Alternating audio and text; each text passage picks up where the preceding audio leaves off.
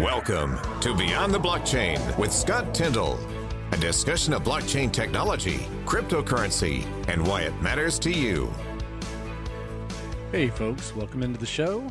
You're listening to Beyond the Blockchain. I'm your host, Scott Tyndall, here with you live on Wednesday night here on FM Talk 106.5. As always, we're talking about blockchain technology, innovation, the future, and how it impacts you in your everyday life. Well, there's a lot going on in the world of blockchain technology, Phillip. We've got plenty to cover today.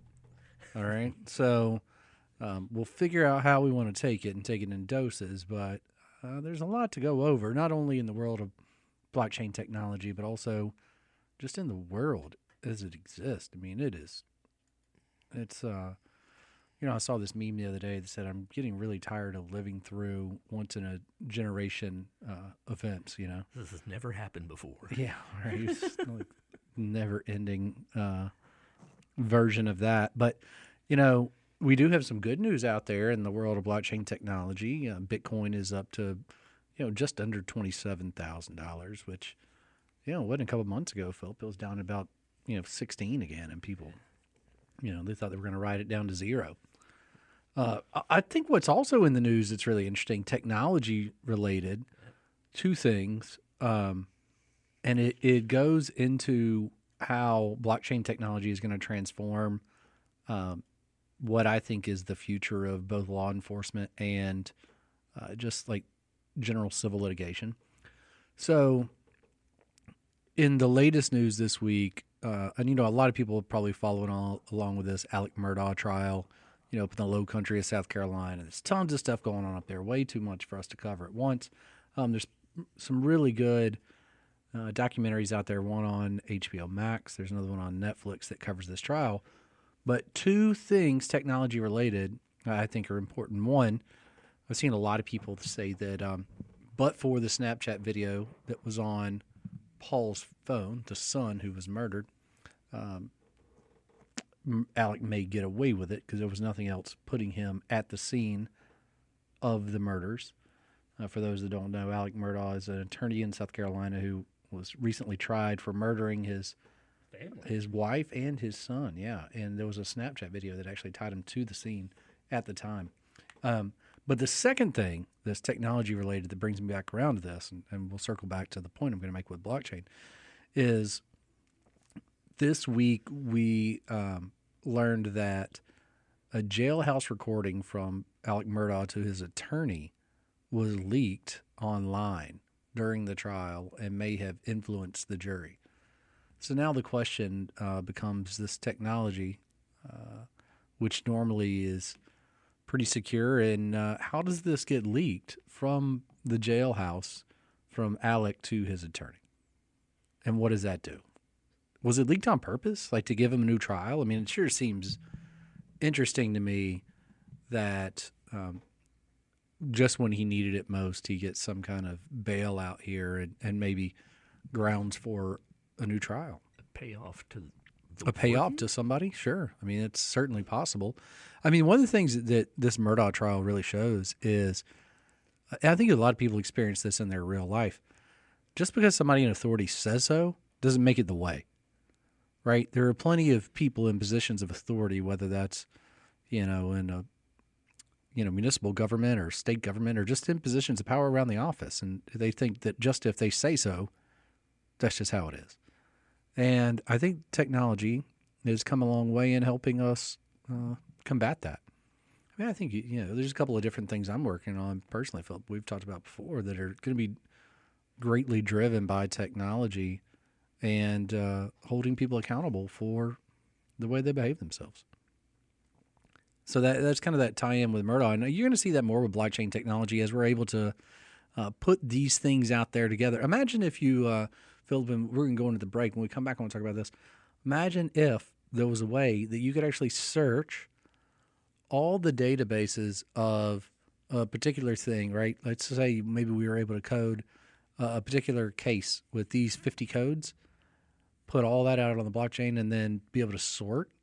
And maybe you find a lot of serial killers because now this data is public and aggregated, and connecting people in new ways that maybe we didn't know we could connect them to the crimes previously. Our friendly little AI. Our friendly AI, yeah. Imagine how fast AI can go Search through that engine. stuff to start making connections that we otherwise couldn't make before. It's going to get really hairy. It's going to get really interesting. Like everything else, the technology is not good or evil, right? The technology just exists as it is. It's up to people and how they're going to use it, and that's really going to drive how AI and blockchain start to affect the criminal justice system. More on that when we come back here on Beyond the Blockchain.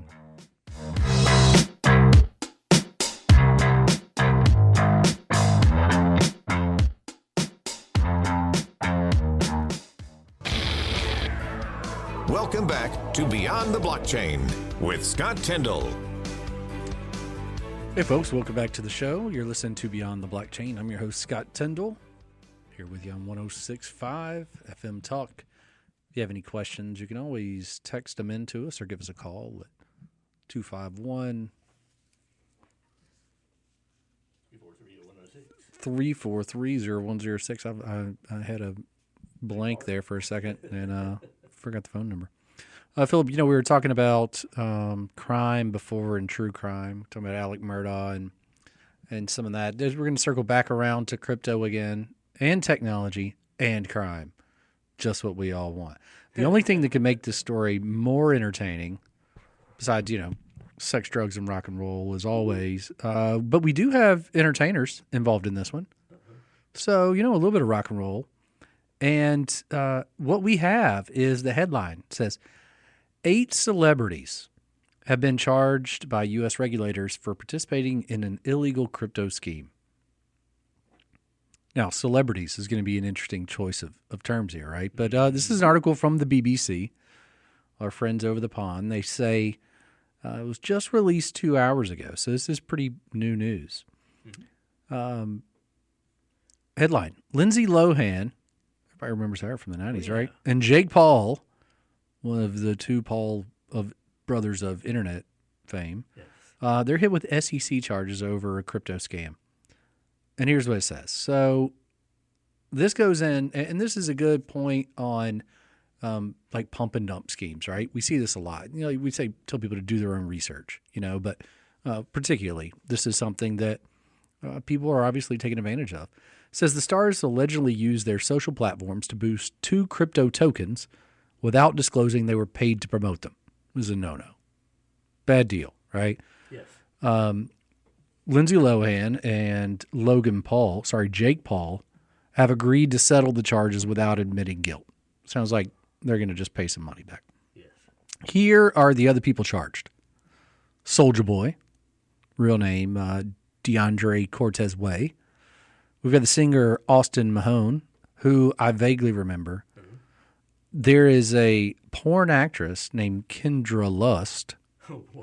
Quite the stage name. Yes. The rapper Lil Yachty. And musician Neo.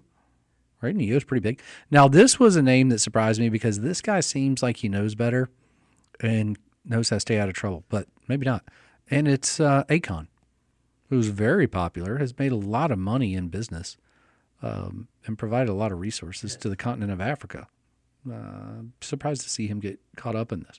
So what it says is the group is accused of illegally promoting 2 tokens, TRX and BTT, without disclosing that they were compensated for doing so and the amount of their compensation. So that's important. And it says that there's a fellow named Justin Sun, who's a crypto investor and diplomat for the island nation of Grenada. He's accused of fraud by manipulating the trading activity of the 2 tokens to make it appear as if they were actively being traded in a crime known as wash trading. Yes. It's as basic and dumb Yes. as you can imagine it to be. Really basic. Really basic and dumb. It's not even that complicated of a scheme. All right, so it goes on to say that Mr. Sun, who's a Chinese-born protege of Alibaba founder Jack Ma. Wow. He's known for having paid $4.6 million just to have dinner with Warren Buffett. Whoa, man. So this guy's got some cheese, right? Yes, he does. All right. Goes on to say, also, by the way, Jake Paul, who, is a wannabe professional boxer now, getting caught up in this scandal can't be good for future endorsements. But I don't know. Maybe the type of people he's endorsing will be all about this. He does have quite a reputation for being an interesting guy. Negative and positive publicity. Something, yeah, man. So here's what it goes on to say about Mr. Sun, who paid $4.7 million for dinner with Warren Buffett. He's accused of orchestrating a promotional campaign in which he and his celebrity promoters hid the fact that the celebrities were paid for their tweets. So it's mostly on Twitter. All right, so his companies, oh, wow. Tron Foundation, BitTorrent Foundation, and are also charged as part of the scheme. I think a lot of people have probably heard of BitTorrent. That should be a familiar name. And then Gary Gensler, our friend from the SEC, whose daughter was also caught up in the FTX debacle. If we don't remember that from a few weeks ago, you can go back and check out that. But we've got the SEC chair now weighing in their constant war on crypto, which is pretty clear what's going on in the past few months. Gensler says the case demonstrates again the high risk investors face when crypto asset securities are offered and sold without proper disclosure. And I think here's the key takeaway there. They're saying these securities, right? They're pretty hard line on going after a lot of these crypto companies as being securities and being unregistered. How much of that is true? If you just go by the way the security laws are written, a lot of these projects fall under that because they're not trying to do anything otherwise. I mean, if you just read the plain language of the securities law, a lot of these projects fall right in it because they're offering equity in exchange for liquid cash. And so I think a lot of these are going to have problems. Why is that so bad? Well, it's not bad, except that the SEC has rules on who can be an investor in certain commodities to protect us from ourselves, right? So this is part of the SEC's, in their infinite wisdom, making sure they can protect us from ourselves. Although I do think it's fair to expect people to disclose that they have been paid to promote a security or a crypto project, right? Even if it's not a security, I think it's still fair. So it says Sun and his companies not only targeted U.S. investors in their unregistered offers and sales, generating millions in illegal proceeds at the expense of investors, but they also coordinated wash trading on an unregistered trading platform to create the misleading appearance of active trading. So the idea here is if we keep sending this coin back and forth to each other, the trade volume goes up, and it looks like more people are participating in the trading of the coin. Ping pong. Yeah, right. Okay, this is interesting. All of the celebrities, apart from Soulja Boy and Austin Mahone, have paid a combined total of more than $400,000 to settle the charges. Lindsay Lohan, who at the time of her tweet had 8.4 million Twitter followers, posted a message to her followers encouraging them to invest. Wow. Oh, this is also interesting. In the charging documents, Lindsay Lohan, the 36-year-old actress, is listed as a resident of Dubai in the UAE, and she paid $10,000 to the SEC and another $30,000 in penalties. Now, Jake Paul, YouTuber, boxer, is a resident of Puerto Rico. And he was ordered to pay more than $100,000. Mm-hmm. So, social media influencer or not, the SEC is coming hard at you if you're out here promoting crypto and not disclosing that you've been paid to do so. Mm-hmm. It's back to this idea of regulation and what is it going to look like and how is it going to happen. And, it's going to come at us a lot faster than we expect. That technology gap. Yeah, man, that technology gap is closing in a hurry, right? I mean, we've been doing this show for 6 months now, and think about how much has changed just in this 6 months since we started.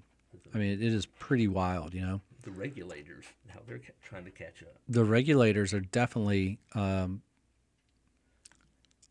they're definitely trying to catch up and learn faster because they just was not something they ever had to experience before. It wasn't something they had to deal with, and I think it just took them a minute. But like always, they're going to come overhanded, and probably we're going to get more regulation than we wish we had or that we wanted. But it may just be the way at this point.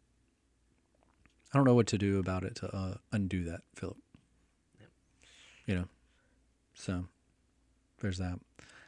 Yes. There's another interesting article out here that I want to talk about on the second half of the show, and it goes into CBDCs, right? Central bank digital currencies. You know, we've talked about those before, and it's basically going to be like a digital version of crypto, right? I mean, it's a federal version of crypto, right? This digital money, sorry. Centralized. Well, what's really interesting is you talk about people trying to get on the front end of it. Mm-hmm. Governor DeSantis, our neighboring governor over here in Florida, right? There was an article that came out earlier this week that said the subheadline is Biden administration is studying the possibility of introducing a central bank digital currency. All right. Yes.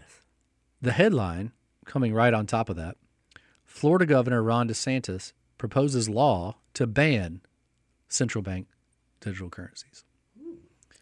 So that gives you a pretty good idea on where DeSantis may be as a presidential candidate in regarding to this. He's asking for a ban in Florida. I see where some of his, his campaign slogans have to do with "Make America Florida Again," or something like that. But the idea is that he wants to take what he's done in Florida and spread it across the country. And I guess this proposal to ban CBDCs, central business digital currency, is the start to that. Pretty smart move. You know, it's interesting to get out there on record about it when most people don't care. But I think maybe it's a liberty thing, right? Maybe it's a freedom thing, or maybe it's just a ploy. I don't know. I don't know that you can ever know what the politicians are up to at any given moment these days. But let's dive into it while we've got a minute. So it says a legislative proposal from the Florida governor, Ron DeSantis, would prohibit the use of a national central bank digital currency as money within his state. Now, that's fine for him to say, but if the federal government says this is money, they don't really care what the state of Florida says. Yeah. Okay. It says today's announcement will protect Florida consumers and businesses from the reckless adoption of a centralized digital dollar, which will stifle innovation and promote government-sanctioned surveillance. There's where we see where he's going, right? Yep. The proposed law would also prohibit in Florida the use of a CBDC issued by any overseas central bank. The government statement calls on other states to adopt similar legislation. Well, I don't think that I don't understand what they're going for there, unless they're trying to say that Florida banks would not be able to accept deposits from a digital currency of another country.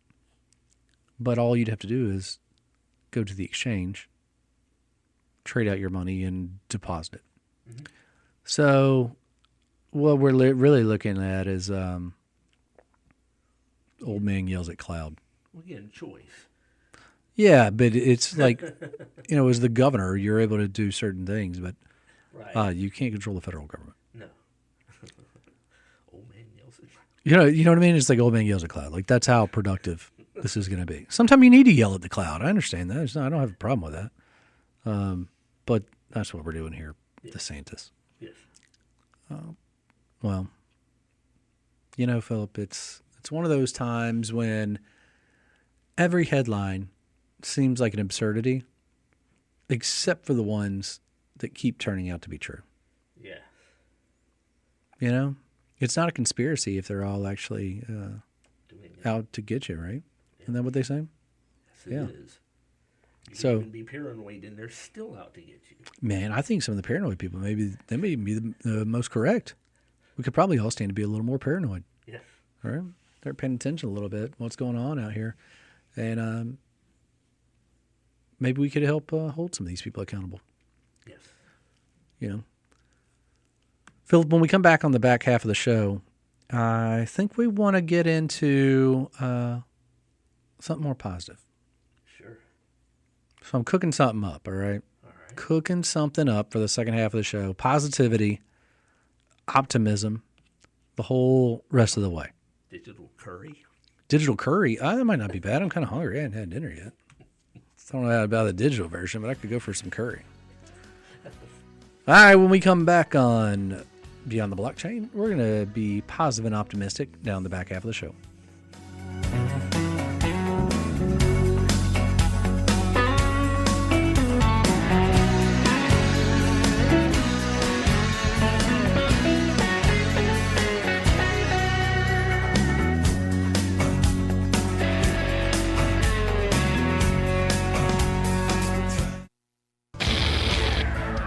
Welcome back to Beyond the Blockchain with Scott Tyndall. Hey, folks, welcome back to Beyond the Blockchain. I'm your host, Scott Tyndall. We are talking all things blockchain technology, innovation. We're talking true crime tonight.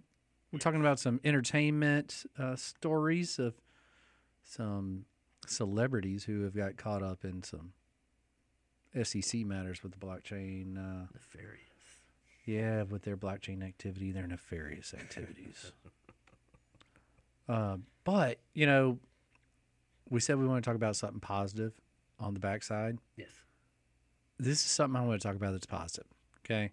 This is something that is becoming more and more apparent to me that needs to be addressed, and it is about government corruption. Just in general, how easy it is to be corrupt, because you can just be a bully, you know, and you just have the bully platform, and you just think you can do whatever you want, and there's no accountability. But I found this article, and it actually talks about 5 use cases that the blockchain can be used to help prevent and to tackle government corruption. So I thought, you know, we're going to be positive and optimistic. Let's think about ways that we can use blockchain technology for good. All right, let's dive through this real quick. Okay, this article comes from us that says the blockchain can serve as a unique role in preventing government corruption because its technology offers a singular combination of permanent and tamper-evident record keeping, real-time transaction transparency, auditability, and automated smart contract functionality. So you think about how often we have government fraud with contracts. Yes. Right? Well, we can put these smart contracts in with full audited capabilities inside the contracts, and these things automatically audit for us rather than us having to ask permission. They police themselves. That's right. So here it goes on. This is a good point. It says blockchain alone cannot wholly prevent crimes or thwart bad actors. But blockchain can complement and enhance existing legal frameworks and social structures. And it's only as good as the part of the system it's in. We know that, right? In the absence of consistent law enforcement, accurate informational inputs, adequate technological know-how, cooperative political elites, and societal goodwill, blockchain-based governance may prove no more a corruption deterrent than status quo laws and policies. Yeah, we understand all that, right? But let's talk about how we can do it. What are the 5 ways that blockchain technology can help with public corruption? All right, first of all, public procurement. Think about this as when the government is getting a contract, right? This is the single largest marketplace for government spending, and it's the greatest source of official corruption worldwide. Okay? Doesn't matter if you're a high-income country, low-income country, the contract selecting process, it's complicated. There's not a lot of transparency, and a lot of times it's a lot of human discretion, right? Well, how do we change that? A blockchain-based process can directly address procurement's corruption risk factors by facilitating third-party oversight of tamper-evident transactions and enabling greater objectivity and uniformity through automated smart contracts. So basically, if you're qualified, the blockchain and the AI go through, they weed out who actually meets the specs to be qualified and who doesn't. That's nice.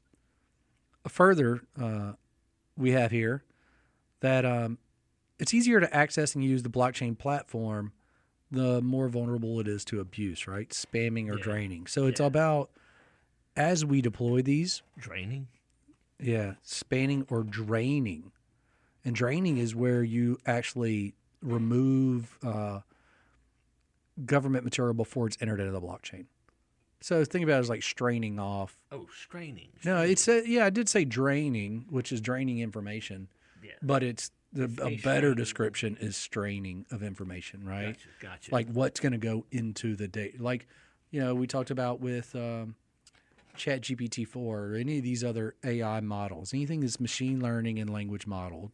How it's programmed. What is going in it? Yep. Who's doing the programming, right? What data is going in? Garbage in, garbage out. We've been saying it for weeks, haven't we? And this is one that we've talked about before for the second one, right? Here's our second way that the blockchain can help fight government corruption. Mm-hmm. Land title registries. Remember we've talked about this before? Getting the land title registry on the blockchain, especially in emerging economies or places where they don't have the probate system we have here. Yes. So they're actually doing this in Sweden. And the Swedes have started experimenting with this blockchain-based land title registries. Okay, and the whole idea here is to ensure that we can provide a secure, decentralized, publicly verifiable, and immutable record system through which individuals could prove their land rights. So it's about the people. How do you prove that you own what you say you own? And somebody's not scamming you or selling you something that they don't know. Yes. That'd be nice. Yes, it would. One more time. A blockchain-based land registry provides a secure, decentralized, publicly verifiable, and immutable record system through which individuals could definitively prove their land rights. Well, that's pretty good. Yes. All right. I like that. All right, number 3. And that had to do with mapping the sky, too. What was that about GPS? Yeah, we had the GPS guy on a number of weeks ago talking about mapping the sky and purchase, and the registries, and how that worked as well. We need to have him back on and ask more questions about that because I kind of just only understand it, superficially. It seems related to that, though. It does seem related to that. We need to double check on that for sure. All right, number 3. All right, so the first 2, contract procurement, that makes sense. Land registries, totally get it. Mm-hmm. Number 3, another way that blockchain technology can help against public corruption, electronic voting. I mean, this is something that just comes up over and over and over. I mean, voter security, voter fraud is one of the most talked about topics on any form of media. Mm-hmm. I mean, how many times have we heard of this election was stolen or that one was stolen or and there's no transparency on any of these systems. But blockchain-based voting can do that. Now, there's some concerns over privacy matters and that, but think about it. A blockchain-based voting system provides decentralized, transparent, immutable, meaning we can't change our vote, and encrypted qualities that could potentially help minimize election tampering and maximize poll accessibility. Meaning, from a verified device, you could just vote from your phone. I mean, why do we have to get in the car and go on down to whatever polling station you've decided I should go to, and you change it up every time there's an election anyway? We're basically voting the same way we've been voting for 100 years. There's very little that we do that's the same as we did 100 years ago. And the system's not particularly good to begin with. So it just doesn't make a lot of sense to me, Phillip. I don't understand why we don't at least start looking into this. Unless the answer is because I can't control the outcome and I can't manipulate it, I'm not interested. Yeah, if it's cheat proof or 99% cheat proof. Yeah, I don't think the people who have authority and autonomy want that transparency. No. There was a local politician the other day that actually said in a town hall meeting, he said, if you want transparency, and I'm not quoting because I don't have it directly in front of me, but essentially he said, if you want transparency and accountability, that's called an election. Essentially implying that until the next election, he can just do whatever he wants, however he wants, and tough if you don't like it. That world's about to change. I don't think we live there anymore. I think that you're going to see more accountability coming to even local municipalities, people like that. It's going to happen. All right. Number 4. It's a benefit to corporate ownership registries. Okay. So recent corruption scandals have raised concerns over opaque or undisclosed corporate ownership. Secretly operated companies can be used to launder money, pay bribes, or sway government interest. Makes sense, right? So a business registry, it makes sense that we put this on the blockchain. Many countries are beginning to develop central registries for beneficial corporation owners in order to better track conflicts of interest and criminal activity. You know, it'd be nice as an attorney to be able to have all your clients on the blockchain and basically AI does the conflict search for you. Then you don't even have to worry about that yourself. So there's another job that AI and machine learning are going to take away. It's whoever's job is to check the conflict list, because that's going to get a lot easier. But they're working on this. Some countries are trying to develop tamper-evident, broadly accessible blockchain projects for this. And it seems to make sense. Now, finally, we have grant disbursements. Governments are giving out millions of dollars of support every year. We want to be able to track this money. Think about if we could track where all the pandemic relief funds went. All right. When we come back, we're going to get back into more positivity. Phillip, I felt like we had a good conversation just then on good uses of blockchain and ways we can fight government corruption. And we can still dig into that. Yeah, we got plenty of time to come back into that. Here we go. When we come back on Beyond the Blockchain.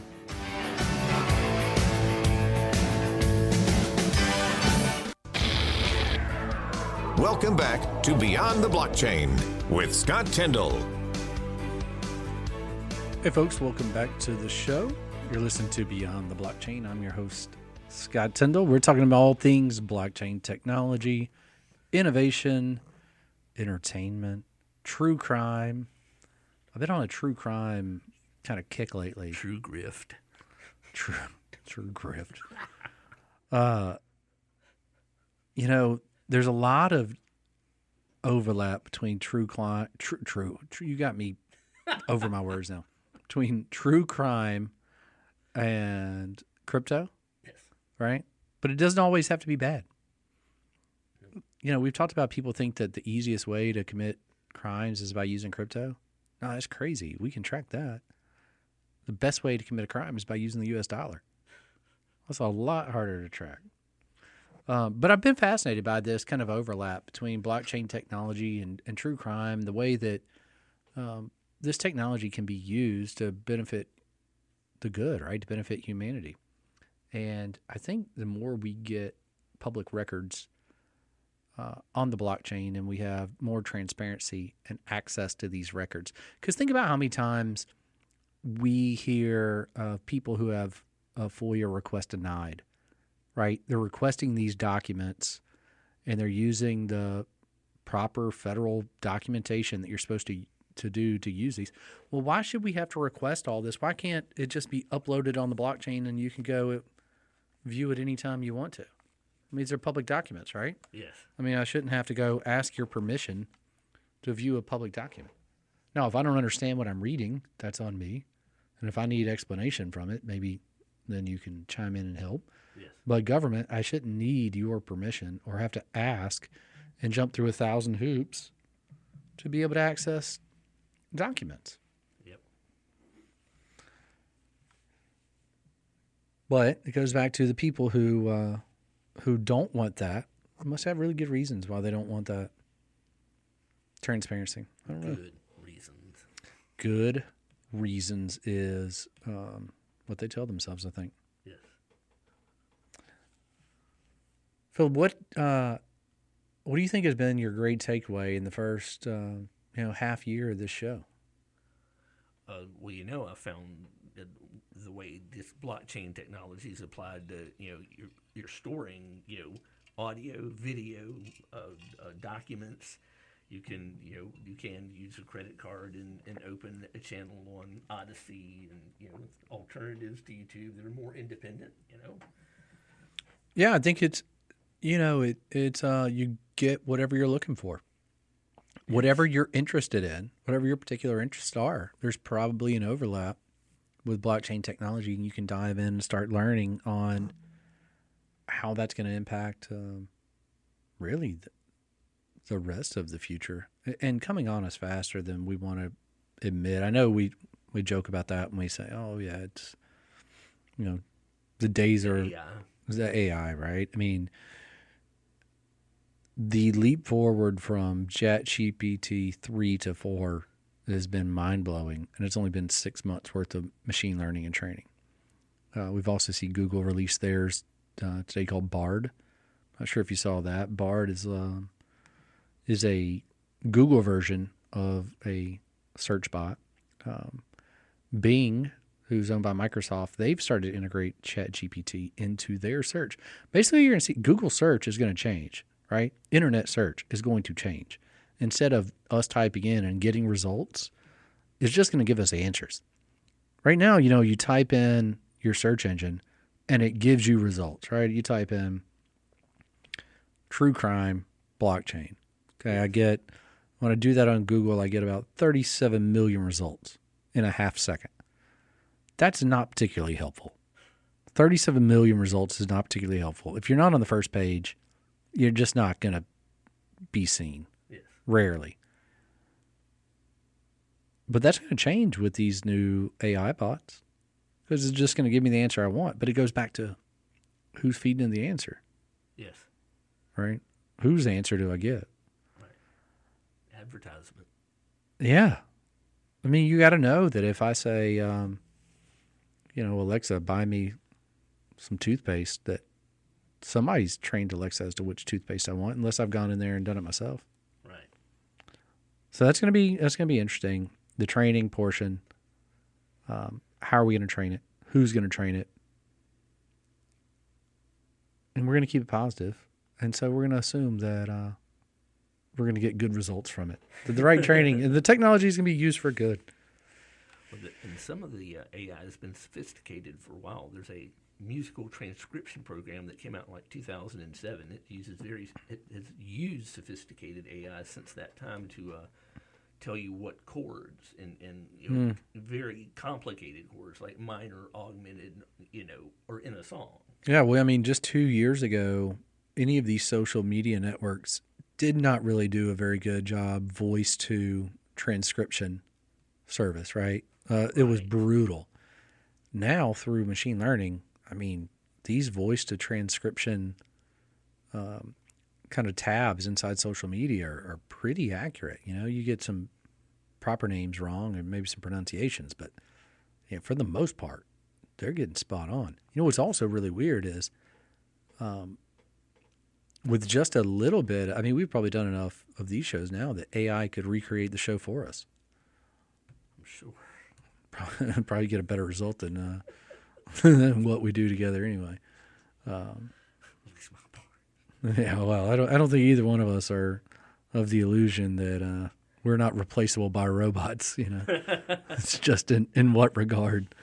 I'm just trying to figure out what parts of my humanity I can hold on to that the robot can't replace.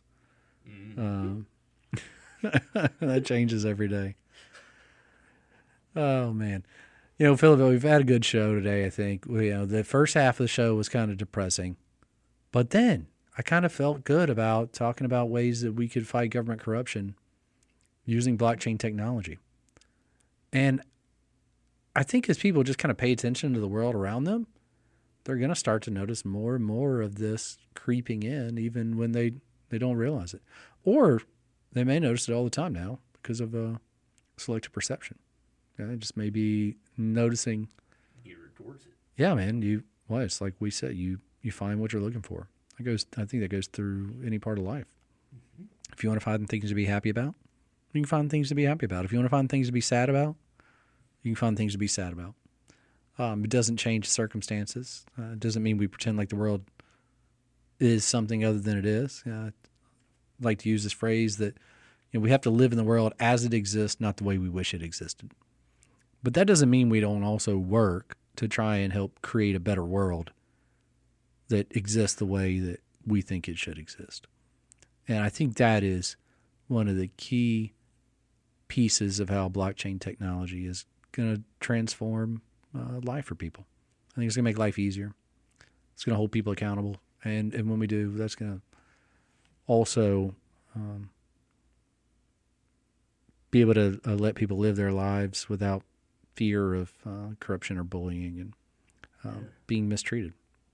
So it's going to be a pretty powerful piece of technology here, Philip. It's going to be interesting. And there'll be more to talk about that in a few weeks as well. But that's just one I'm kind of stuck on right now. But I like it and feel pretty good about where we are in that. This was a good show. I had fun. Oh, yeah. Next week, we're going to talk more blockchain technology. Bring a new guest on. Talk about more fun stuff. We got Tom Claxton coming up here in the next hour. And you're going to love the show. Thanks for joining us tonight on Beyond the Blockchain.